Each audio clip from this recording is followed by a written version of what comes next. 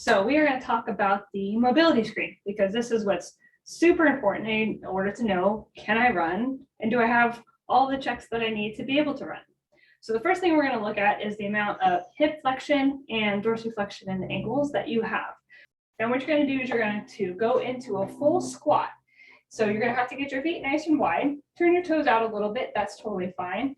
And what you're going to do is you're going to squat and see if your heels can stay on the ground as you do this squat. If your heels stay on the ground, then that's perfect. You've got hip flexion and you've got then enough ankle motion in order to be able to do that stride. So that's going to be the first screen that you do. The other thing that we need in order to be able to run is to be able to rotate through your mid-back and your hips. I know, funny thing. So what you're going to do is you're going to rotate one way and then you're going to rotate the other way.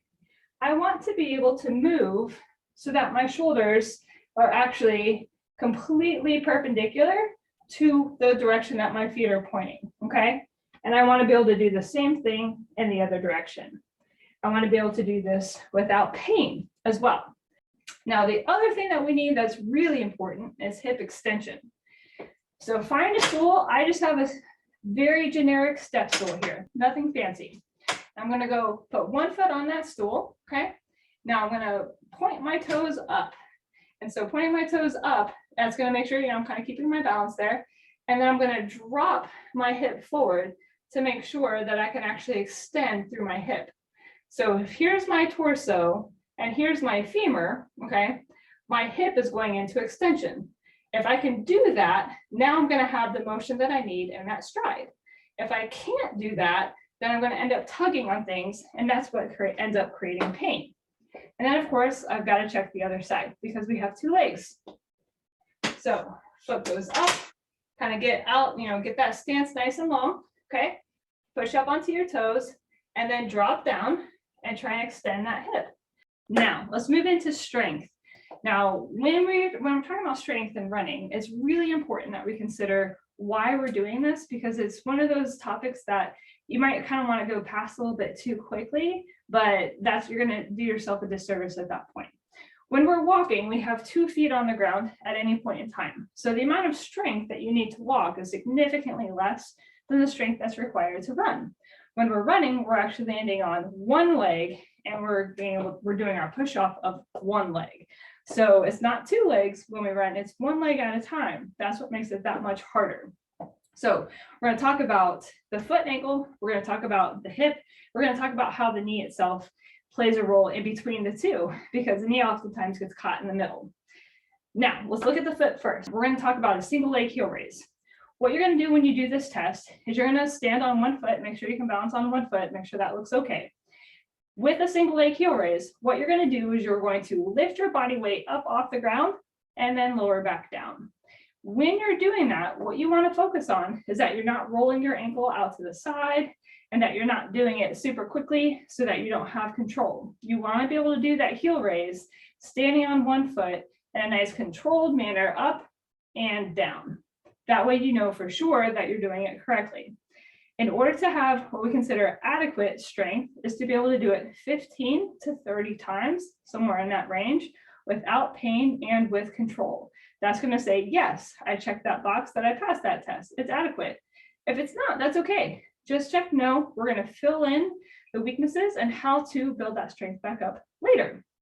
All right, so that's foot and ankle. Now what we're going to do is we're going to move into hips, okay? So hips are really, really, really important when you're running. And again, when we look at strength, we're not going to have weight on both feet. We're just going to have weight on one foot because running is a single leg activity. When we're going to test the hip strength, what it's going to look like is you're going to stand on one leg and you're going to do what we call a single leg squat. Now, in that single leg squat, it's really important on how you do the single leg squat. It's not just about doing it just one way. If you do it when your knee juts forward too far, you're going to be overusing that quad. So take a step back, really listen to how this is done. So when you're doing a single leg squat, I want you to act like you're sitting into a chair. So you're going to get weight on one leg, and then you're going to act like you're sitting into a chair and then coming back up. Okay. So a couple things that we want to note here. when you're doing that single leg squat, one, can you keep your hips level as you do it? So are you kind of dropping off to one side? Are you compensating by leaning your body weight over? So you want to be able to keep that sternum pointing forward and then go into that single leg squat and then back up again. Also, when you're doing that squat, can you use the back of the hip?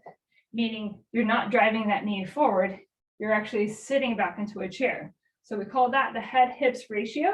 So that means that you're using that glute. So as we're doing the single leg squat, again, put the weight on one leg, then sit back into the chair, and then come back up again.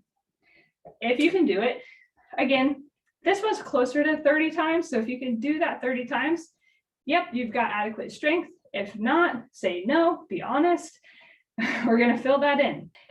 Now, the last point that we're going to talk about when we're looking at strength is we've got to know what your knee is doing when you're doing these activities. So whether you're in the heel raise, okay, or you're in that single leg squat, I want you to really do this in front of a mirror so that you can see the position of the knee. If you're in that single leg squat and that knee is driving in like that, every single stride that you're taking when you're running, that knee is most likely turning in. That's going to lead to a lot of potential pain, either quickly or over time will build up, okay? That knee driving in can happen from the ankle, or it can happen from the hip, or it can happen from both. So make sure that that knee can track over right about the middle of that foot. That second or third toe is right where that knee should be tracking, okay? It shouldn't be way out here and it shouldn't be diving in. It should be kind of over that second or third toe as you come back up, okay? So that's the strength test.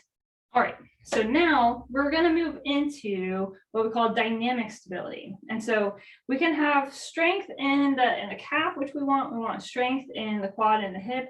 In addition to that, we also want what we call dynamic stability, meaning that when you're jumping and landing, you can control that without pain and without feeling like you've got an inherent weakness somewhere. What I mean by that is that when you land, if you have that sense of like, ooh, that knee didn't love that, or maybe my pelvic floor didn't love that. It's like, oh, it felt like maybe I'm newly postpartum and I feel like maybe I might not be able to control that urine stream, or I might have leakage when I run. These are all things that are super common that can happen. And it just requires rebuilding that strength again. And so the test for dynamic stability is going to be both central to running, as we're going to go into a jumping lunge. And you don't have to do like the highest jump that you possibly can, but the key is to be able to kind of alternate those feet back and forth and just check in with your body as you're doing it to make sure that nothing is feeling uncomfortable, painful, or like an inherent point of weakness. So when you do a jumping lunge, super simple, okay? All you're going to do is, it's kind of like a split squat, okay? So you're going to just do back and forth.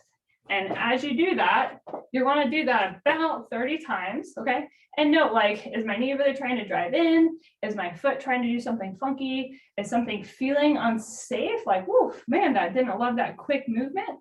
Then that's where you're going to like say, hold on, wait a second. And you're going to jot that note down, okay? And we're going to try and fill in all these gaps as the course goes on.